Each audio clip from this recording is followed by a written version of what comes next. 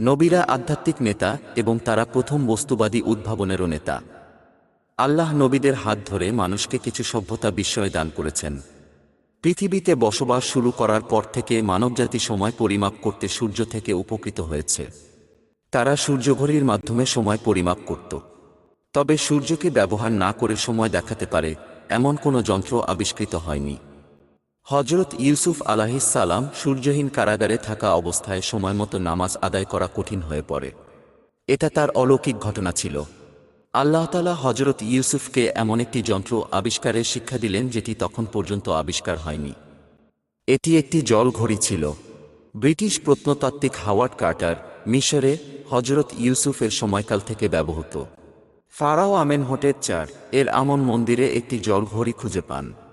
সেই যুগে ঘড়ির কারিগররা হজরত ইউসুফ বা জোসেফকে তাদের প্রভু হিসাবে গ্রহণ করে।